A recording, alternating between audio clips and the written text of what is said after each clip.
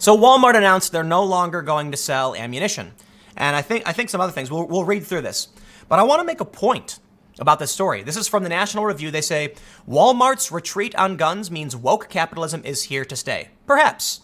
Perhaps woke capitalism is here to stay. I read the segment before this was talking about the American flag now being a hate symbol. You can't even wave it at a soccer game. However, this I think is good news.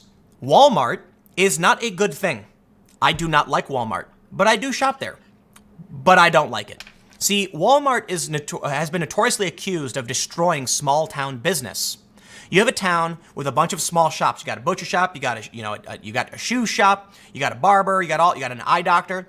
Then Walmart shows up and sells literally everything, and then all of these smaller businesses close down. It's been the subject of like Family Guy episodes and South Park episodes. The left has routinely railed on Walmart. Now they're cheering for Walmart. Yes, because Walmart has decided they won't sell ammunition anymore. And I think other guns too. I don't know. We'll read into it. But I think it's a good thing. You know why? The less Walmart sells, the more opportunity for small business. This means with Walmart no longer selling ammo, you're going to see the rise of new businesses. Smaller gun shops are going to now have an opportunity to compete and grow and expand. And that's good. Small business drives this country, and Walmart is not good. Now, I will say, Walmart is good in some capacities. They're small towns that had very little access to a lot of products. Now they do because of Walmart. It's not all bad. And it is a lot easier and it saves time to be able to just go to one store. But in the end, there are good things and bad things about Walmart, and I lean towards it being negative. This gigantic conglomerate, corporate entity where they've got staff that they don't pay their staff enough, so their staff has to go on welfare. Not a fan. Not a fan. At least that's what I heard, in my opinion.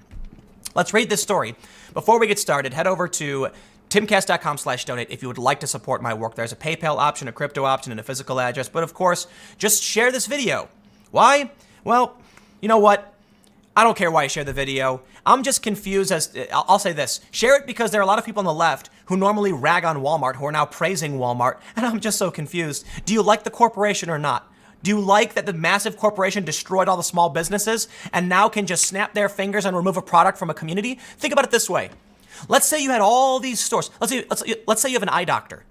Walmart appears. Walmart has eye doctors. Now all of a sudden, there's no more eye doctor in your neighborhood.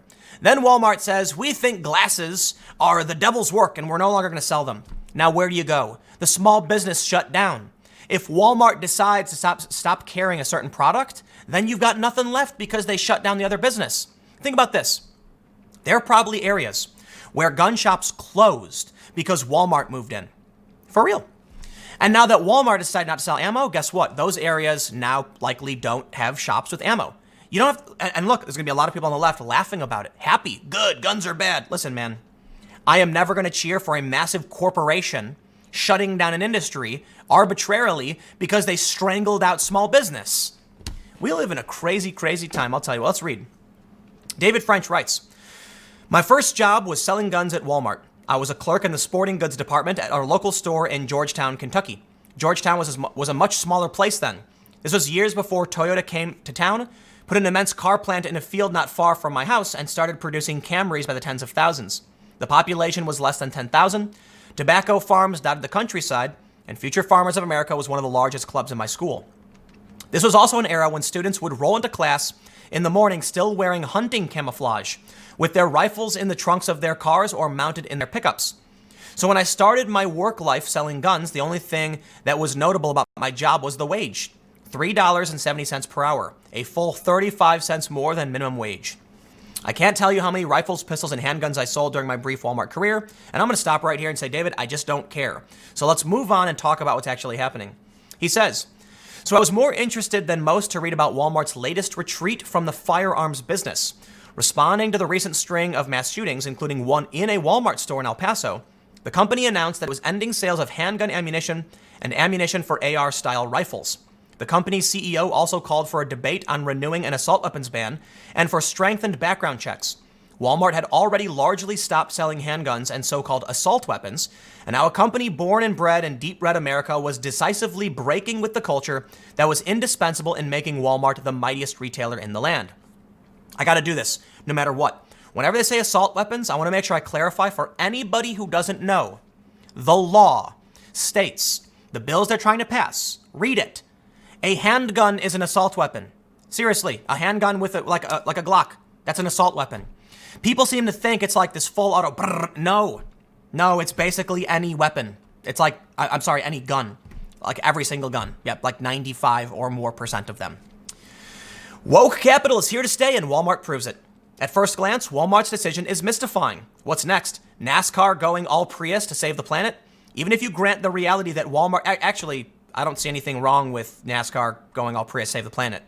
If NASCAR wants to implement a new technology to make a more environmentally conscious sport, I don't care about that. That's their choice. That's fine. And actually, it makes sense. It's just a sport, you know what I mean? And I think it does make sense for us to upgrade the technology of our sporting events. Not to sacrifice speed or anything. If they could, actually, don't electric cars have better torque? That'd be pretty cool, actually. Electric car racing? I'd imagine they could probably go faster, right? Maybe I'm wrong. Anyway, let's read. Even if you grant the reality that Walmart has grown far beyond its original red state base, why would the company want to alienate half their customer base? Hey, look, you can complain all day and night, but this is a huge hole in the market. So let's see if the free market can pick up the slack. How many people now are going to be laughing, saying, wow, you could open an ammo store right next to Walmart, right across the street, and you'd make bank. You'd get every single one of their customers who now can't buy from them. I would not be surprised if from this, you see literally just ammunition shops popping up. Walmart decimated small business. And now people need a product, and there's an opportunity. When there's a hole in the market and you produce it, you make the money. Like, look at my content, right? The way I view my channel is that it's like centrist commentary, and there's a huge hole in the market for that because of everyone becoming so hyper-partisan. So you take some milquetoast fence sitter, drop him in front of a camera, and then all of a sudden people are watching it. Look how great that is, right?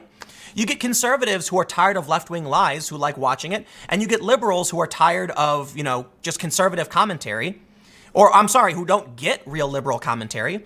You have polarized content. And then finally people are like, it's a little bit better just to get something a little toned down, right? It was a hole in the market, and that's why Subverse did well, and it's why I do well. One of the reasons. I think so. Maybe I'm wrong. You tell me if I'm wrong. I don't know why you guys watch my stuff. But maybe that's the reason. I think that's my assessment. French goes on to say, that's old America-style thinking. This is new America. And new America is in the grips of profound negative polarization. He says that means that Americans who participate in politics are motivated more by distaste for the other side than they are by any particular affection for their own. Indeed, affection for politicians on your side is often dependent on the level of disgust they can display for your opposition. That is called virtue signaling. In this new America, the calculus has changed. It used to be that if you spoke as a corporation, you risked alienating customers. Now you also risk alienating customers if you don't speak. No. You're wrong. You're wrong. These companies should shut up. They should shut up and mind their own business, and that's it. And ignore it. Ignore everything. My best advice, the best advice I've ever seen from PR companies is say nothing, do nothing. People keep complaining about Walmart. Walmart, just don't say anything. People will forget and they'll move on. No, Walmart wanted to play that game. All of these woke companies wanted to play that game. And what did Gillette see? Gillette saw an $8 billion write-down because their social-focused ads failed.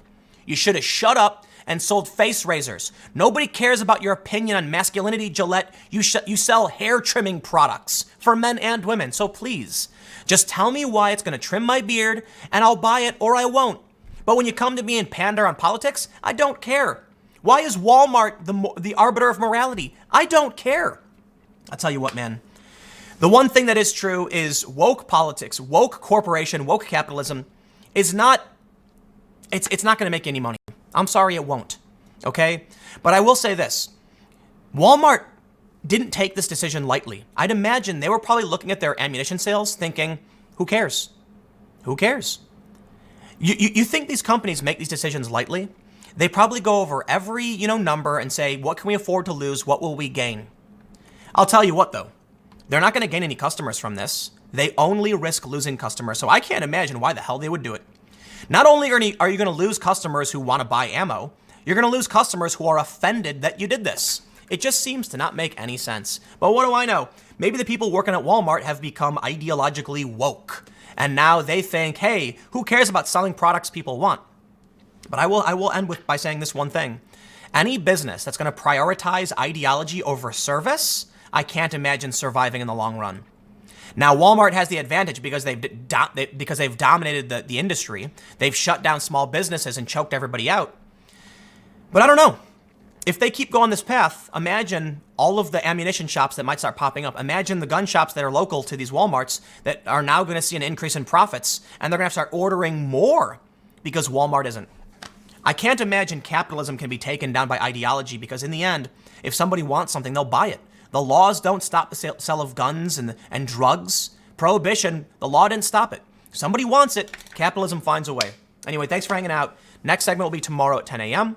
Podcast every day at 6:30 p.m., and I will see you all next time.